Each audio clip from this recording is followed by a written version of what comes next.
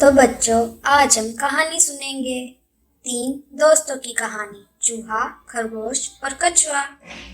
एक जंगल में 3 दोस्त रहते थे। एक दफा खरगोश जा रहा था, रास्ते में उसे कछुआ मिला। खरगोश ने कछुए को आहिस्ता चलते हुए देखा तो खरगोश कछुए का मजाक उड़ाता रहा और कछुआ खामोश रहा और खरगोश की बातें सुनता रहा। कछुए ने कहा, खरगोश, अगर तुम ये समझते हो कि तुम बहुत आगे हो तो हम रेस लगाते हैं। वो दोनों अपने दोस्त चूहे के पास गए और ये सारी बातें चूहे को बताई। फिर चूहे ने खरगोश और कछुए को पास पास खड़ा किया और बोला, देखो, वो सामने 100 गज पर शहतूत का दरख्त है, वहाँ तक दौड़ो और फिर लौट आओ। जो पहले वापस आएगा वही जीतेगा। अच्छा, होशियार।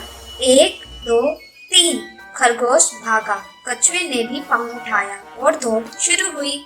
आगे आगे खरगोश दौड़ता जाता था और पीछे पीछे कछुआ आहिस्ता आहिस्ता चला जाता था।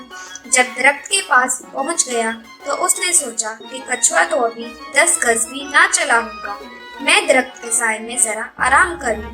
ये सोचकर वो लेटा तो उसको नींद आ गई और वो बेखबर सो गया। उधर धुन का पक्का कछुआ आहिस्ता आहिस्ता दरख्त तक पहुंचा और फिर लौट भी गया।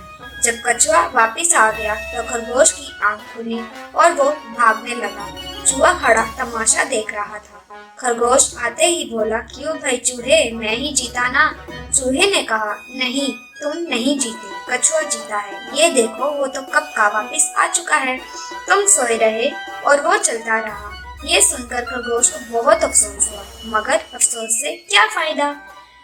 तो हमें इस कहानी से क्या सबक मिलता है कि हमें कभी भी सुस्ती कायली नहीं करनी चाहिए, वरना हम भी अपनी जिंदगी की हर रेस खरगोश की तरह हार जाएंगे। चैनल को सब्सक्राइब करें और बेल आइकन को दबा दें।